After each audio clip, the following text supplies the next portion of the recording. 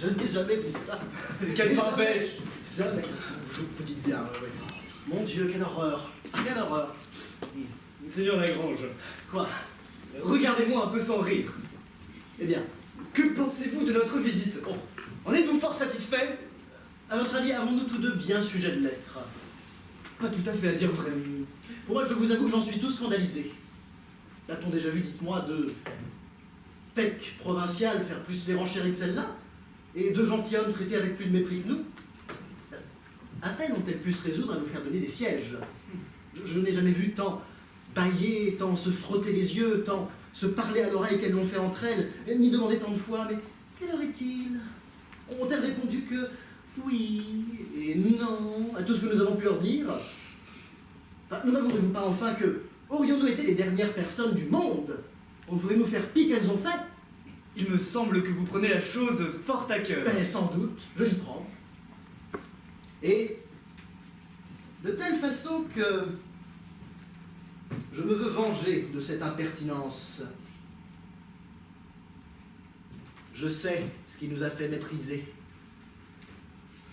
L'air précieux. Il n'a pas seulement envahi Paris, il s'est aussi répandu dans les provinces et nos donzelles ridicules en ont humé leur bonne part. En somme, c'est un ambigu de coquettes et de précieuses que leur personne.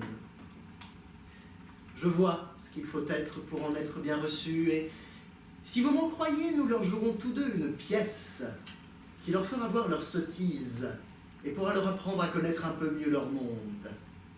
Comment encore? J'ai un certain valet nommé Mascari qui passe au sentiment de beaucoup de gens pour une manière de bel esprit, parce qu'il n'y a rien à meilleur marché que le bel esprit de nos jours. C'est un extravagant qui s'est mis dans la tête de vouloir faire l'homme de condition. Il se pique d'ordinaire de verre et de galanterie, et il dédaigne les autres laquais jusqu'à les appeler des brutaux. Eh bien, qu'en prétendez-vous faire? Ce que j'en prétends faire...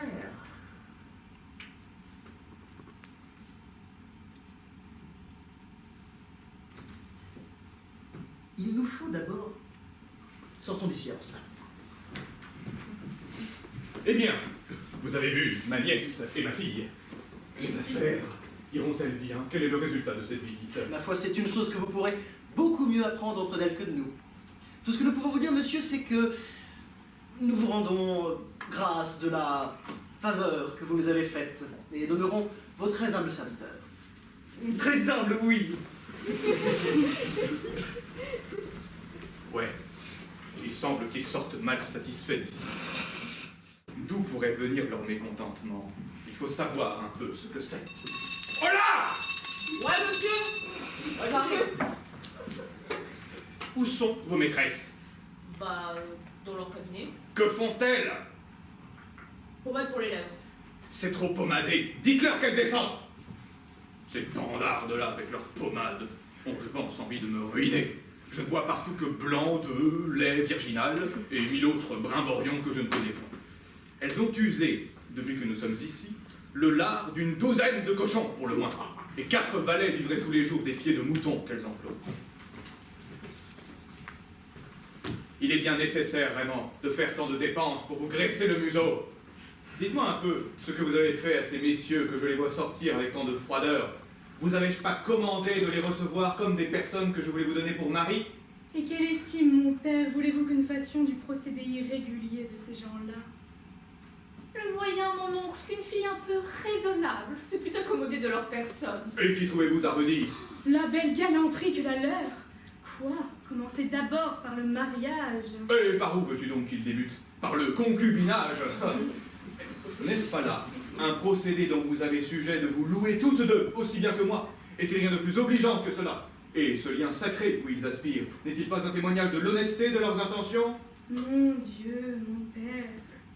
Ce que vous dites là est du dernier bourgeois. J'ai honte de vous ouïr parler de la sorte, et vous devriez un peu vous faire apprendre le bel air des choses. Je n'ai que faire ni d'air, ni de chanson. Je te dis que le mariage est une chose sainte et sacrée, et que c'est faire en honnête gens que de débuter par là. Mon Dieu, que si tout le monde vous ressemblait, un roman serait bientôt fini.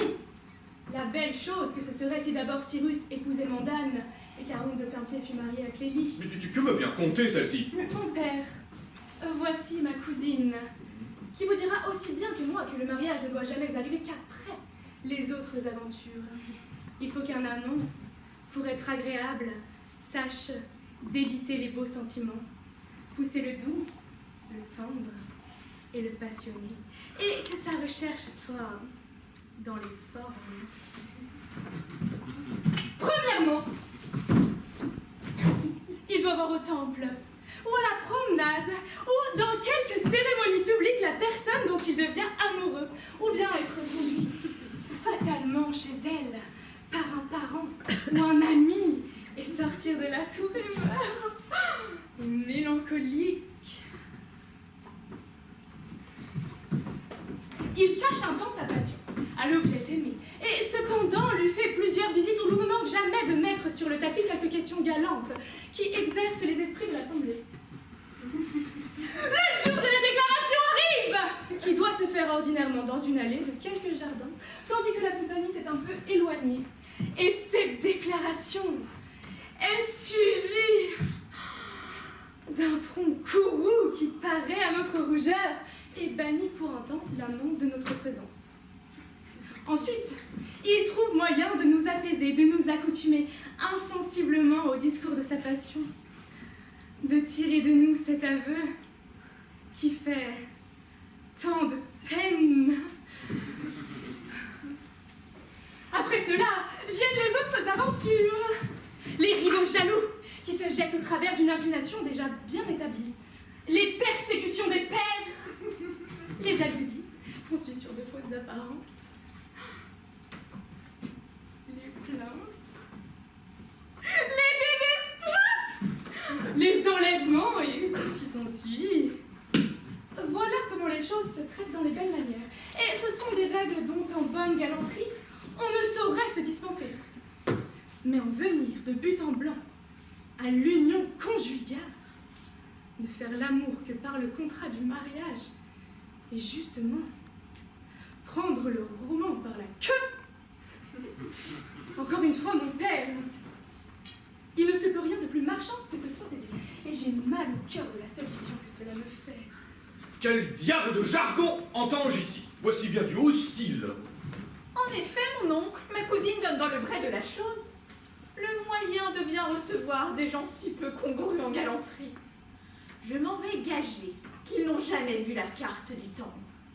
Et que billets doux, jolis verres, billets galants et petits soins sont des terres inconnues pour eux. Ne voyez-vous pas que toute leur personne marque cela, et qu'ils n'ont point cet air qui donne d'abord bonne opinion de soi? Venir en visite amoureuse avec une jambe toute unie, un chapeau désarmé de plumes, une tête irrégulière en cheveux et un habit qui souffre une indigence de ruban. Mon Dieu!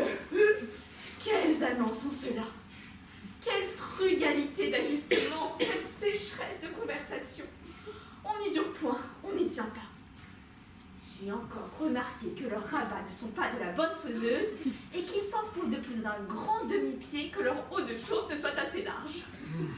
Je pense qu'elles sont folles toutes deux. Je ne puis rien comprendre à ce baragouin. Cathos et vous, Madelon. Oh, de grâce, mon père! Défaites-vous de ces noms étranges et nous appelez autrement.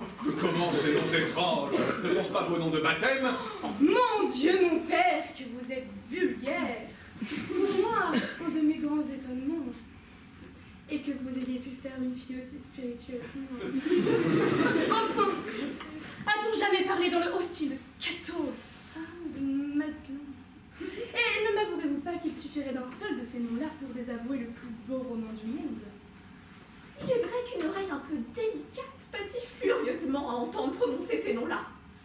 Et celui de Polyxène, que ma cousine s'est choisie, et d'Aminte, que je me suis donnée, ont une grâce dont il faut que vous demeuriez d'accord. Écoutez, il n'y a qu'un mot qui serve. Je n'entends point que vous ayez d'autres noms que ceux qui vous ont été donnés par vos parrains et marraines. Et pour ces messieurs dont il est question, je connais leur famille et leurs biens, et je veux résolument que vous vous décidiez à les prendre pour mari. Je me lasse de vous avoir sur les bras, et la garde de 2 filles est une charge un peu trop pesante pour un homme de mon âge. Pour moi, mon oncle, tout ce que je puis vous dire, c'est que je trouve le mariage une chose tout à fait choquante. Comment peut-on souffrir la pensée de coucher contre un homme vraiment nu? Souffrez que nous prenions un peu haleine parmi le beau monde de Paris.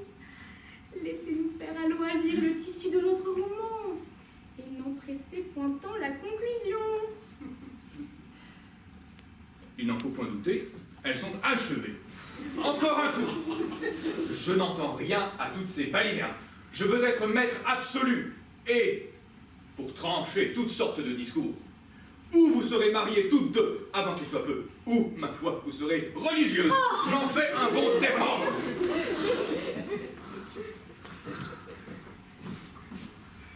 Mon Dieu, ma chère, que ton père a la forme enfoncée dans la matière. Que son intelligence est épaisse et qu'il fait sombre dans son âme. Ne m'en parle pas, ma chère. J'en suis en confusion pour lui.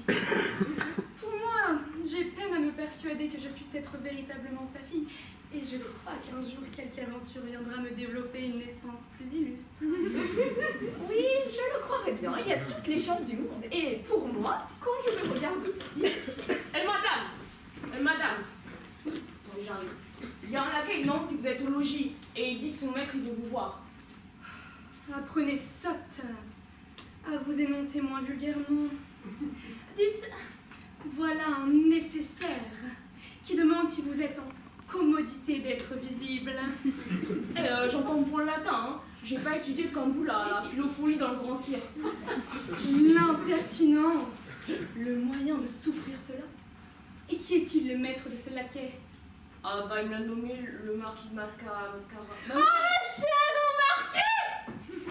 Oui, allez dire qu'on nous peut voir, c'est sans doute un bel esprit qui aura oui parlé de nous. Assurément, ma Il chère. nous faut le recevoir en cette salle basse plutôt qu'en notre chambre.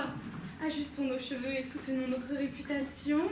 Vite, venez nous tendre ici dedans le conseiller des grâces. Je sais pas quelle bête c'est là, hein. Faut parler chrétien si vous voulez que je comprenne. Apportez-nous le miroir, ignorante que vous êtes.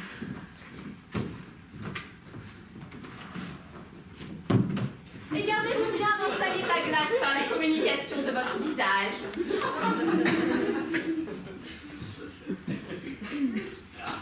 Cher.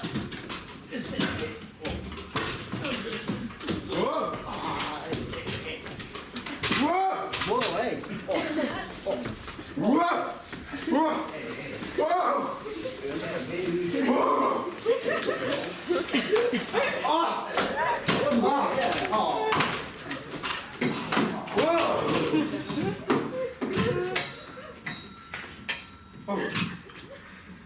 Je pense que ces marauds ont dessein de me briser à force de heurter contre les murailles et les pavés.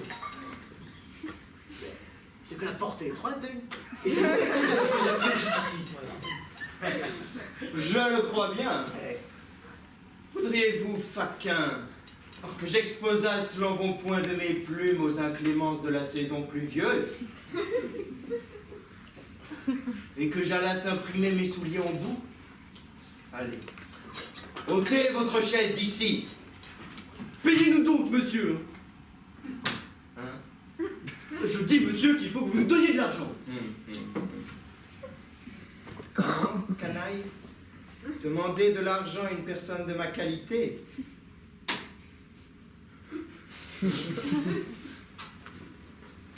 Tiens, voilà pour toi. Est-ce ainsi qu'on paye les pauvres gens? Ah. Et votre qualité, là, nous donne-t-elle à dîner? Ouh, mais je vous apprendrai à vous connaître. Ça, ces canailles-là se jouèrent à moi. Payez-nous. Vitement. Quoi? Je dis que je veux l'argent tout de suite. Il est raisonnable, celui-là. Oui. Évident.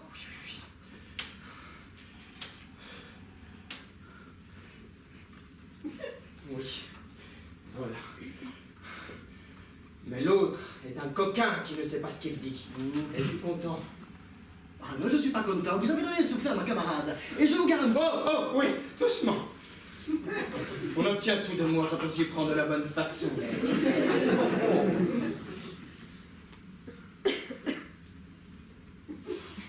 Allez, allez-vous-en. Mais venez me reprendre tantôt pour aller au Louvre, hein, au petit coucher.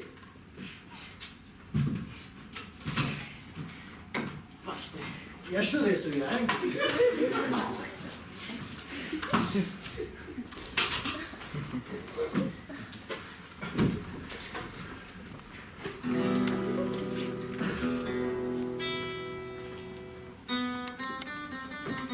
Mais monsieur, voilà mes maîtresses qui vont venir tout à l'heure.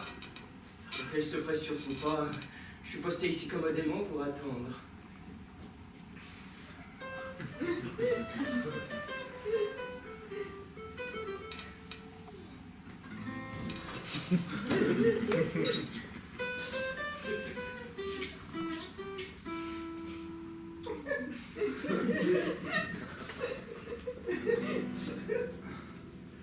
Oh, les voici.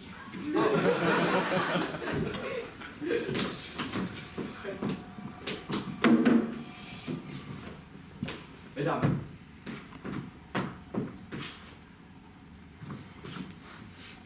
vous serez surprise sans doute de l'audace de ma visite, mais votre réputation vous attire à cette méchante affaire. Et le mérite a pour moi des charmes si puissants que je cours partout après lui. Si c'est le mérite que vous poursuivez, ce n'est pas sur nos terres que vous devez chasser. Pour voir chez nous le mérite, il a fallu que vous l'ayez amené. Oh! Je m'inscris en faux contre vos paroles. La renommée accuse juste en comptant ce que vous valez. Et vous allez faire pique, repique et capot tout ce qu'il y a de galant dans Paris. Votre complaisance pousse un peu trop avant la libéralité de ces louanges. Et nous n'avons garde, ma cousine et moi, de donner de notre sérieux dans le doux de votre flatterie. Ma chère, il faudrait faire donner des sièges. Hola, Manzor! Ouais, j'arrive. Vite, voiturez-nous ici les commodités de la conversation.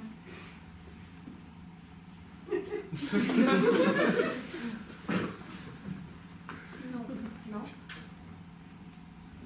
Un fauteuil. C'est un fauteuil. Allez, dire avant.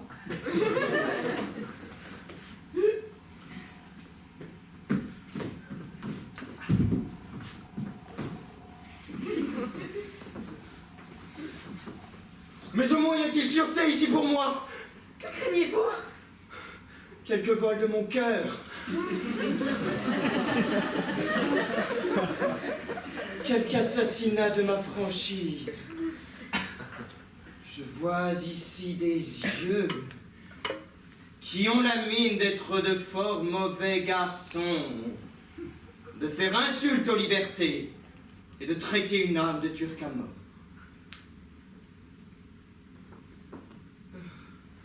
Comment diable? D'abord qu'on les approche et qu'ils se mettent sur leur garde meurtrière. Ah bah ma foi, je m'en défie et je m'en vais gagner au pied. Ou je veux caution bourgeoise qu'ils ne me feront point de mal. Ma chère, c'est le caractère enjoué. Je vois bien que c'est un Hamilcar. N'ayez crainte. Nos yeux n'ont point de mauvais dessein, et votre cœur peut se reposer en assurance sur leur prud'homme. Je vous en prie, monsieur, ne soyez pas inexorable à ce fauteuil qui vous tend les bras d'il y a un quart d'heure. Et contentez un peu l'envie qu'il a de vous embrasser.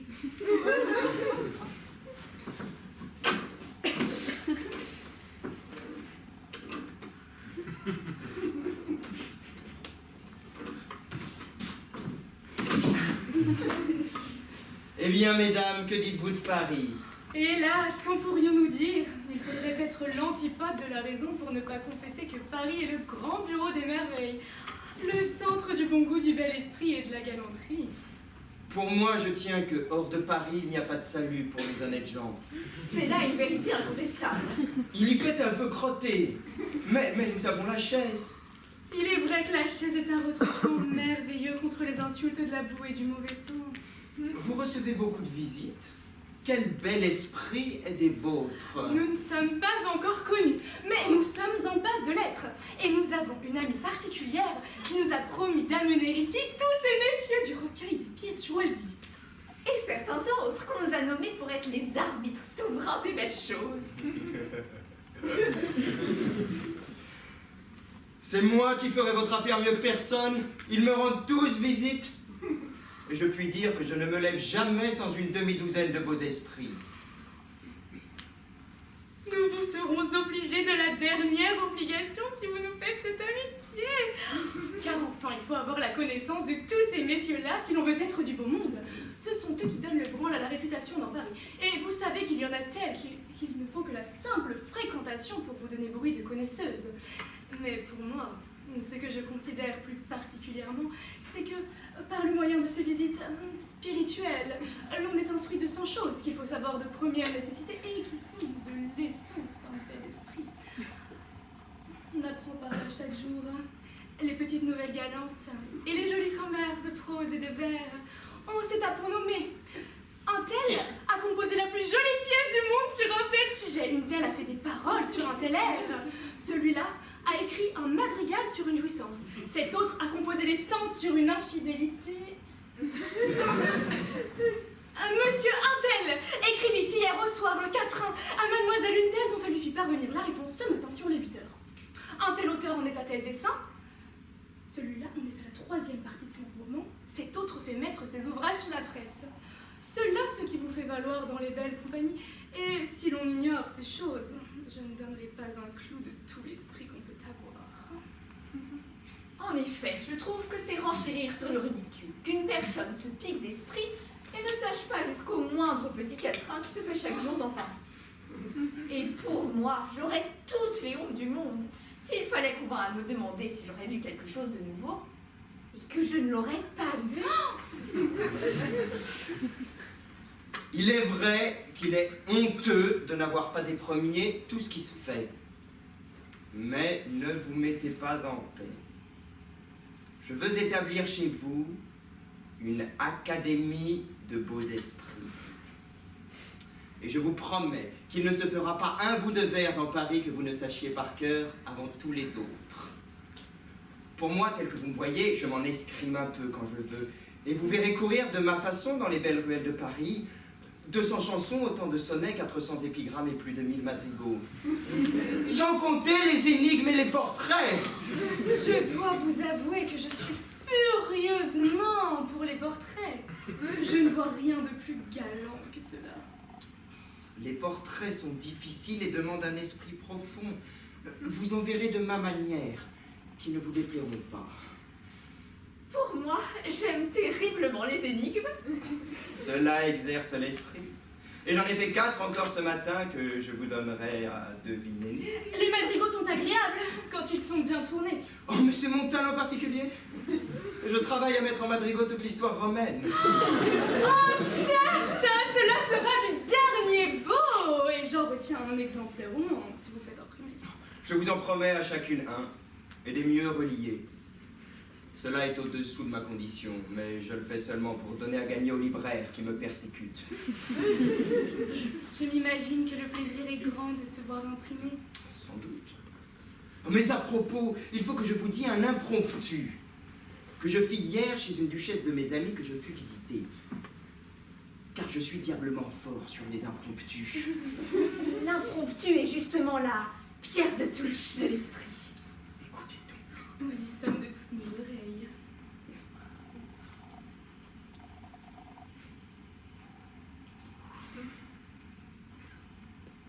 Oh!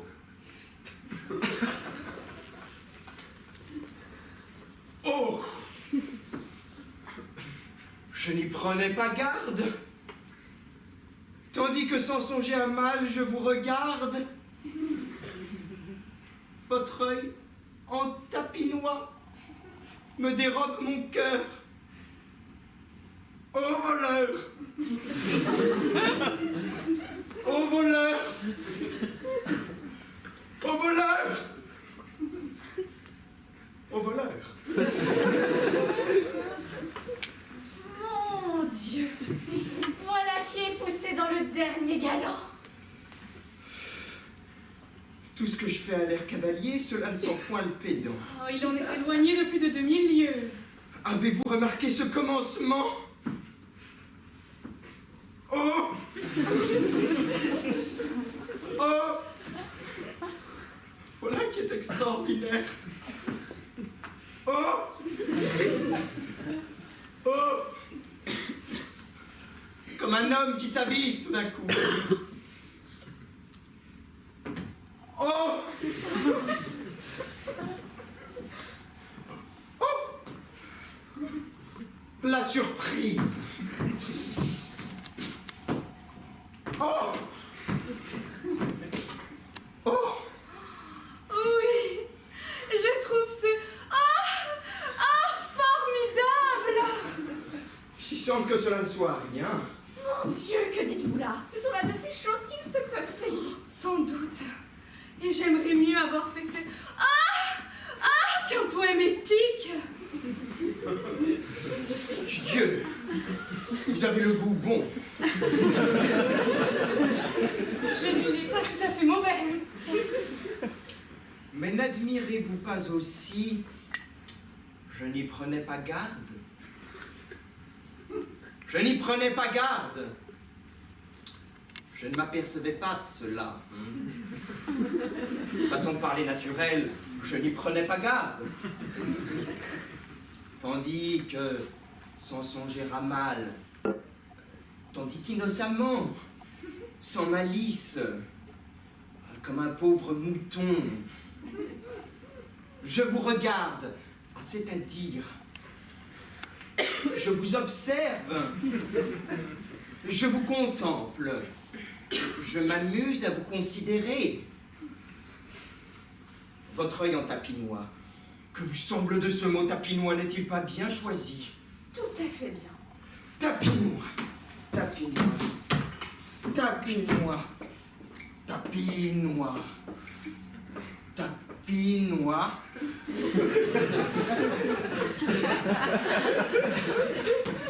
Tapinois. Ne diriez-vous pas que c'est un chat qui vient de prendre une souris? Nya. Nya.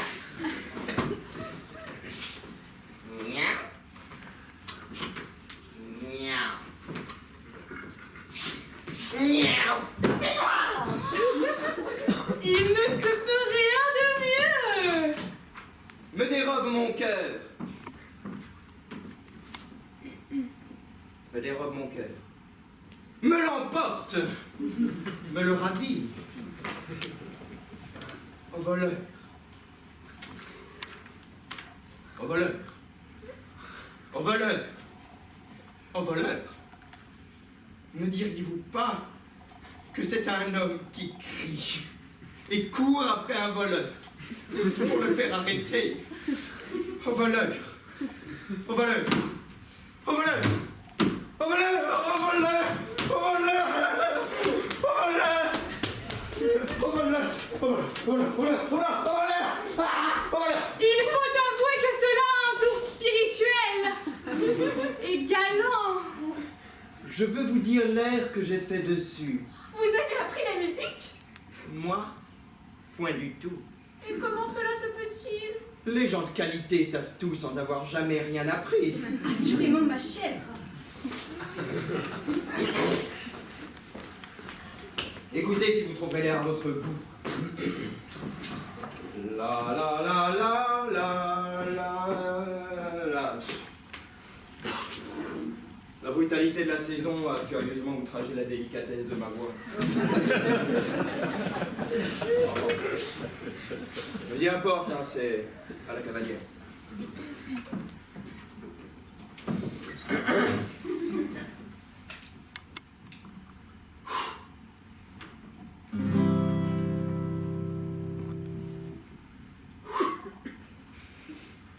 Oh, je n'y prenais pas garde, tandis que sans songer à mal, je vous regarde.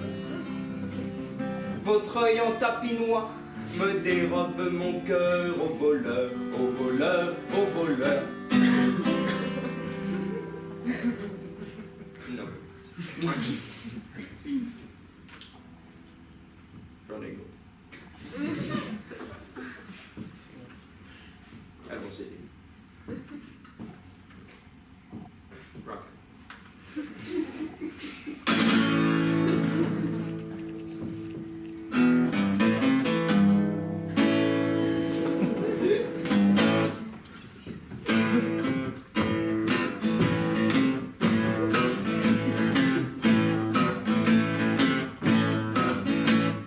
Oh, je n'y prenais pas garde. Tandis que, sans songer les ramas, votre œil en tapis noir, un tapis noir, me dérobe mon cœur. Oh, voleur, oh, voleur, oh, voleur, oh, voleur.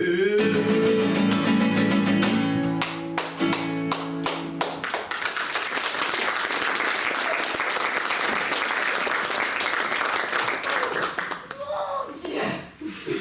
Que voilà un air qui est passionné! Est-ce qu'on en meurt point? Il y a de la chromatique là-dedans.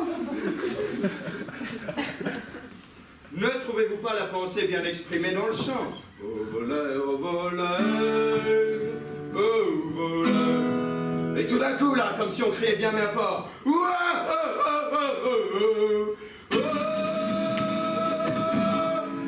Et puis, comme une personne essoufflée, voleur.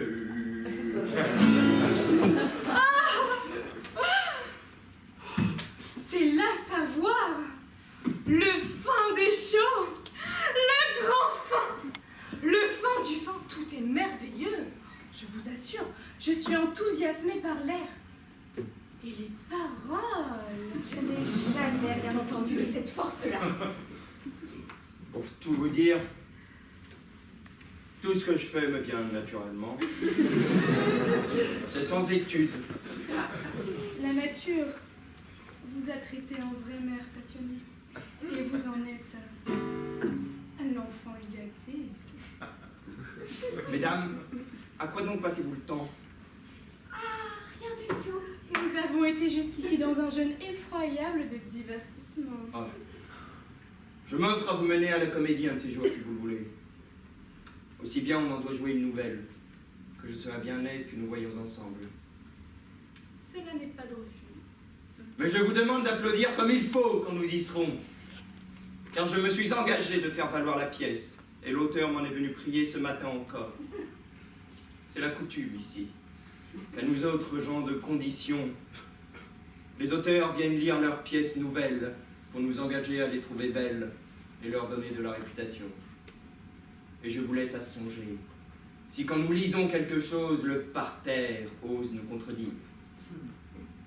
Pour moi, j'y suis fort exact. Et quand j'ai promis à quelques poètes, je crie toujours. Non pas « Au voleur !» mais bien « Voilà qui est beau !» devant que les chandelles soient allumées. Ne m'en parlez pas. C'est un lieu admirable que Paris. Il s'y passe tous les jours, sans chose qu'on ignore en province. Toute spirituelle qu'on puisse être. C'est assez. Puisque nous sommes instruites, nous nous ferons notre devoir de nous écrier sur tout ce qu'on dira comme il le faudra. Je ne sais si je me trompe, mais vous avez toute la mine d'avoir fait quelques comédies. Il se peut qu'il soit quelque chose de ce que vous dites. À ma foi, il faudra que nous la voyions. Entre nous, j'en ai composé une. Je veux donner à représenter. Et à quel comédien la donnerez-vous? Ah! Belle demande! Aux grands comédiens! Il n'y a qu'eux qui soient capables de faire valoir les choses. Les autres sont des ignorants qui récitent comme l'on parle. Ils ne savent pas faire ronfler les vers et s'arrêter au bon endroit. Et le moyen de connaître où est le beau vers, si le comédien ne s'y arrête. Et ne vous avertis par là qu'il faut faire le brouhaha En effet, il y a manière de faire sentir les beautés d'un ouvrage et les choses ne valent que ce qu'on les fait valoir. Ah, mesdames, que vous semble de ma petite voix? La trouvez-vous congruente à l'habit? Tout à fait. Le ruban est bien choisi. Furieusement bien. C'est du père des gens tout purs. Que dites-vous de mes canons? Canon. Ils ont tout à fait bon air.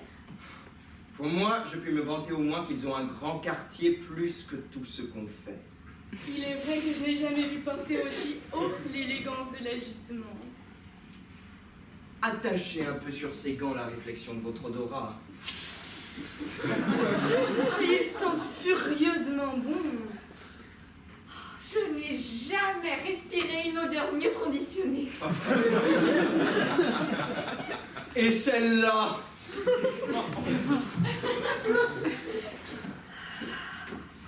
Elle est tout à fait de qualité. Le sublime en est touché délicieusement.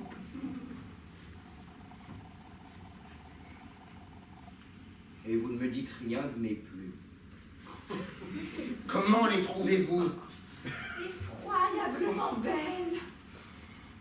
Savez-vous que le brun me coûte 1 louis d'or?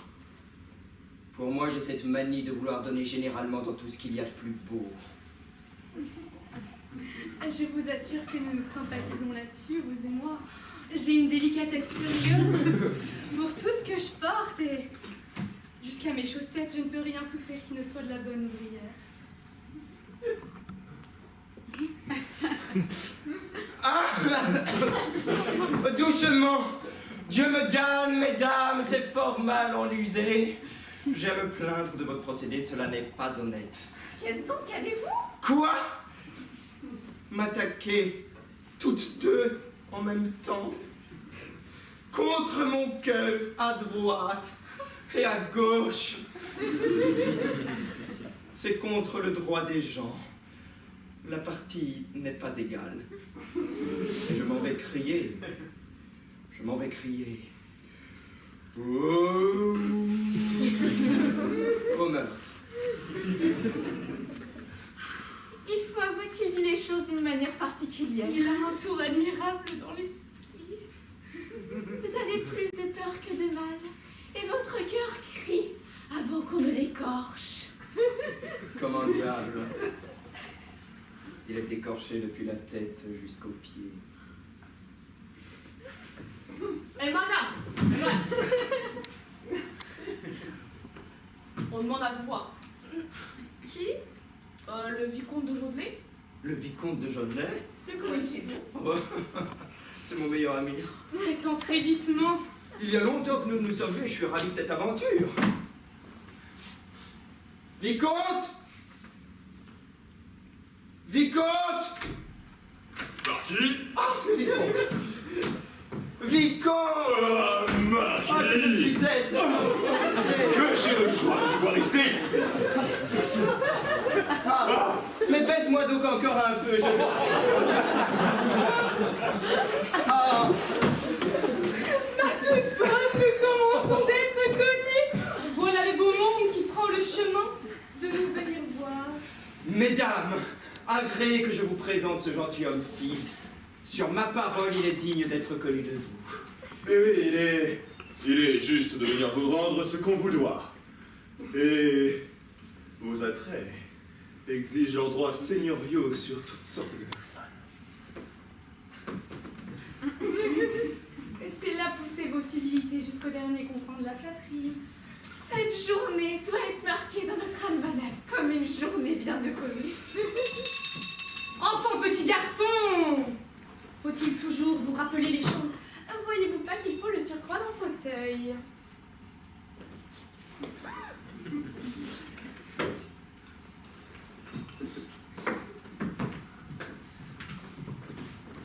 Ne vous étonnez pas de voir le vicomte de la sorte.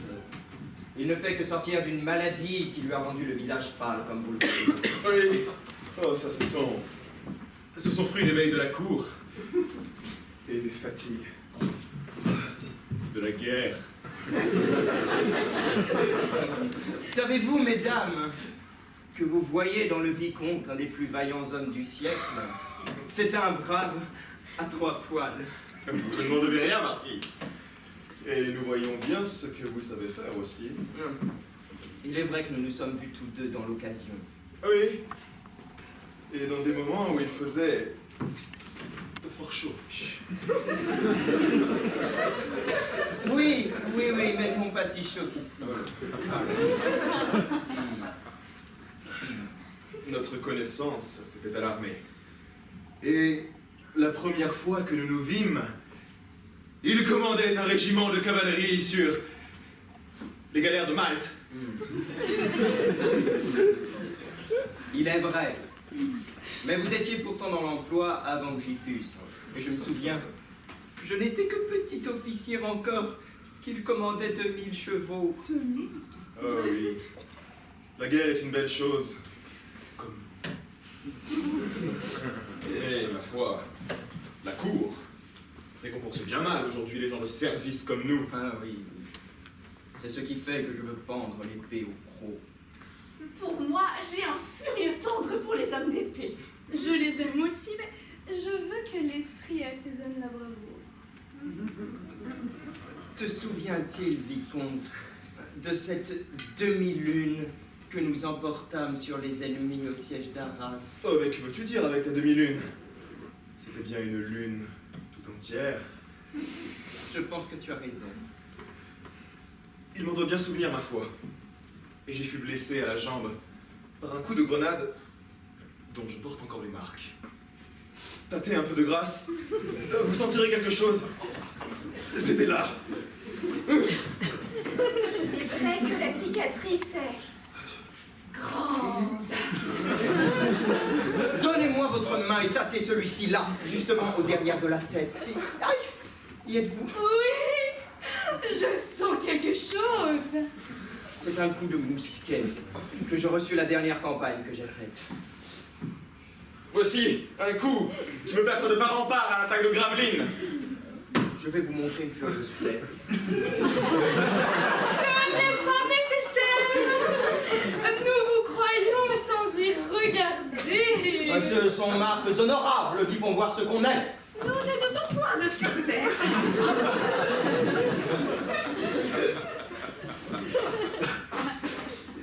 Vicomte, tu l'as ton carrosse. Et pourquoi? Nous mènerions promener ces dames hors des portes et leur donnerions un cadeau.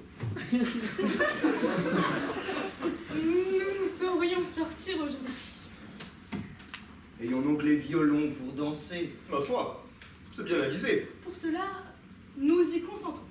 Mais il nous faut donc quelques surcroîts de compagnie. Oh là, Picard!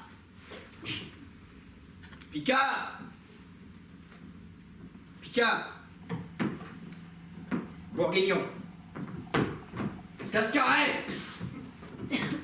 Basque! La Verdure! Lorrain! Provençal! La Violette! La Violette! La Violette? Oh. Au diable soit tous les laquais. Je ne pense pas qu'il y ait en France gentilhomme plus mal servi que moi. Ces canailles me laissent toujours seul.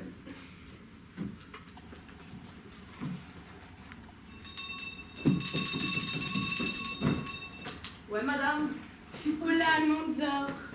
Dites aux gens de monsieur d'aller nous quérir des violons et faites-nous venir ces messieurs et ces dames d'ici près pour peupler la solitude de notre bal.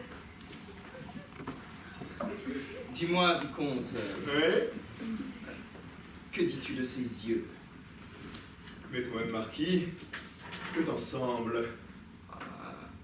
Moi, je dis que nos libertés auront peine à sortir d'ici les brais nets. Au moins pour moi, je reçois d'étranges secousses et mon cœur ne tient plus qu'à un filet. Que tout ce qu'il dit est naturel. Il tourne les choses le plus agréablement du monde. Il est vrai qu'il fait une furieuse dépense. En esprit. Pour vous montrer que je suis véritable, je veux composer un impromptu là-dessus. Oh, je vous en conjure de toute la dévotion de mon cœur, que nous ayons quelque chose qu'on ait fait pour nous. J'aimerais bien en faire autant, mais je suis un peu fatigué de la veine poétique, pour la quantité des saignées que j'ai faites ces jours passés.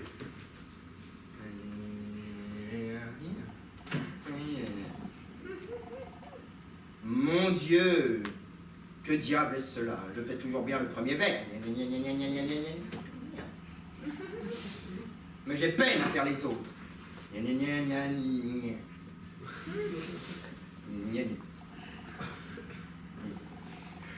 Ma foi, cela est un peu trop pressé, je vous ferai un impromptu à loisir, que vous trouverez le plus beau du monde. Il a de l'esprit comme un démon. Et du galant. Et du bien tourné. Dis-moi, vicomte, Ouais. y a-t-il longtemps que tu n'as vu la comtesse? Oh, ça, il va bien.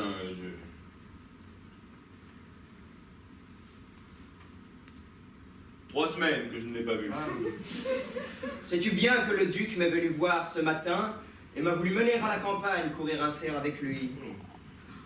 Voici nos amis qui viennent. Mon Dieu, mes chers, nous vous demandons pardon. Ces messieurs-là ont eu la fantaisie de nous donner les ailes des pieds. Et nous vous avons envoyé quérir pour remplir les vides de notre assemblée. Vous nous avez bien obligés, sans doute. Ce n'est ici qu'un bal à la hâte. Mais l'un de ces jours, nous vous en donnerons un dans les formes. Vous pouvez d'ailleurs revenir la semaine prochaine, mardi ou mercredi, nous voir danser pour les faubourgs de Scapin. Enfin, les violons sont-ils venus? Ouais, monsieur, ils sont là. Parfait. Là.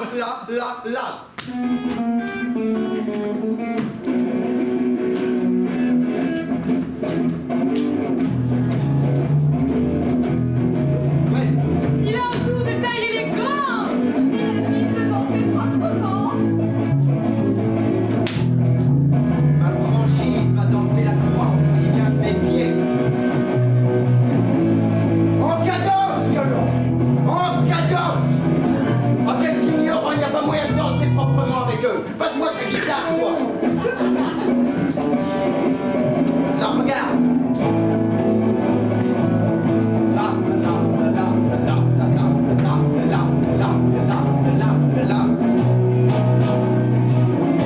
Ok? Ne laissez pas dans la cadence. Je ne fais que sortir de maladie.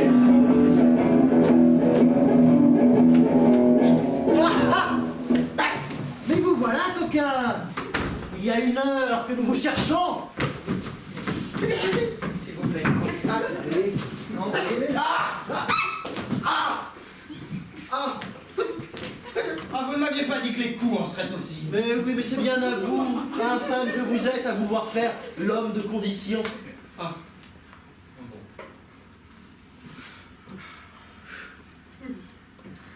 Voilà qui vous apprendra à vous connaître.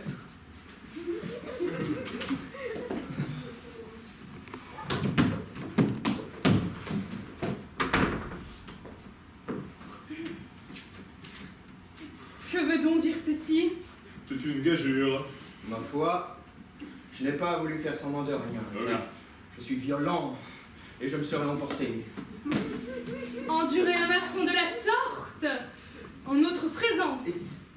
Écoutez, on se connaît il y a longtemps et entre amis, on ne va pas se piquer pour si peu de choses. Ne laissons pas d'achever. 1, 2, 3, 4.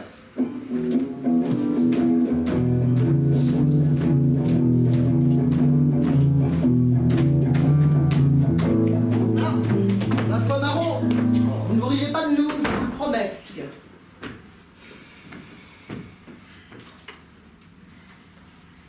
Quelle est donc cette audace de venir nous troubler de la sorte dans notre maison? Comment, mesdames? Nous endurerons que nos laquais soient mieux reçus que nous, qu'ils viennent vous faire l'amour à nos dépens et vous donnent le bal. Vos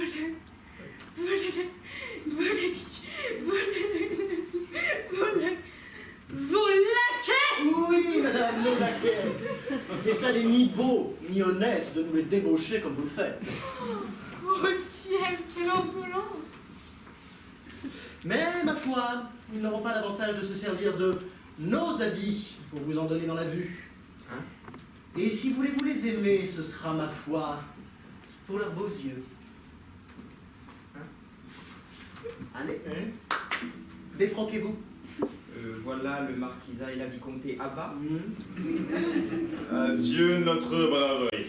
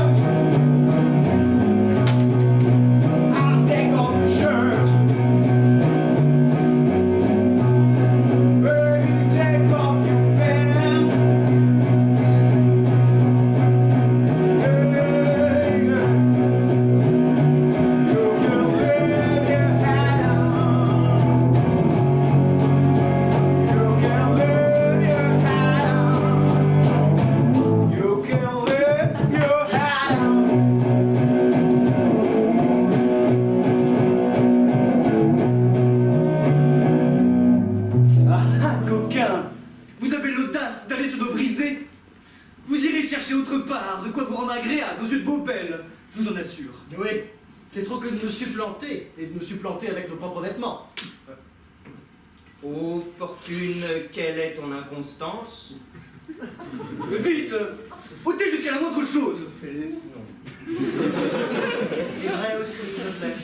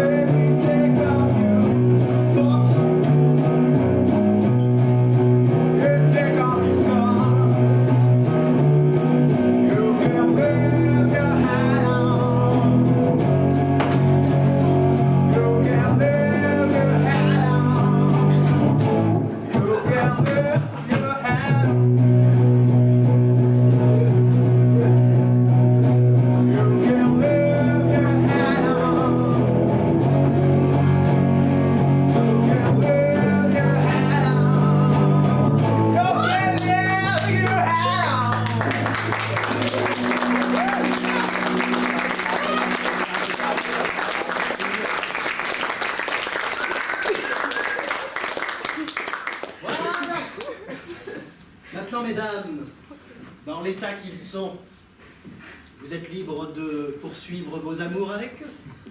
Nous vous laissons toutes sortes de libertés pour cela et nous vous assurons, monsieur et moi, que nous n'en demeurerons nullement jaloux. Quelle confusion! Je crève de dépit. Qu'est-ce donc que ceci? Qui nous paiera, nous autres? Demandez à monsieur le vicomte. Monsieur le vicomte. Monsieur le vicomte. Elle va demander à monsieur le marquis. Argent. Oh, coquine que vous êtes! Vous nous mettez dans de beaux draps blancs, à ce que je vois! Et je viens d'apprendre de belles affaires, vraiment, de ces ceux qui sortent. C'est une pièce sanglante qu'ils nous ont jouée! Oui, c'est une pièce sanglante, mais qui est en effet de votre impertinence, infâme! Ils se sont ressentis du traitement que vous leur allez faire, et cependant, malheureux que je suis, il faut que je boive l'affront. Je jure que nous en serons vengés ou que je mourrai en la peine. Et vous, marrant! Osez-vous vous tenir ici? Après votre insolence? Traiter comme cela un marquis! Voilà ce que c'est que du monde. La moindre disgrâce nous fait mépriser de ceux qui nous chérissaient. Allons, camarades. Allons chercher fortune autre part. Je vois bien qu'on aime ici que la vaine apparence. Et qu'on ne considère pas la vertu toute nue.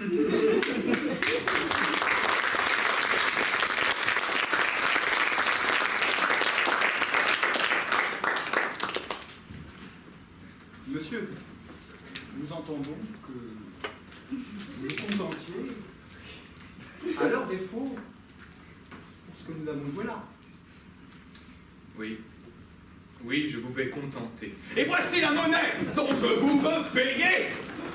Et vous, pandarde! Je ne sais qui me tient que je ne vous en fasse autant. Nous allons servir de fable et de risée à tout le monde. Et voilà ce que vous vous êtes attirés par vos extravagances. Allez vous cacher, vilaine. Allez vous cacher pour jamais. Et vous, qui êtes cause de leur folie, sotte bilevesée, pernicieux amusement des esprits oisifs, romans, vers, chansons, sonnets et sonnettes, puissiez-vous être à tous les diables!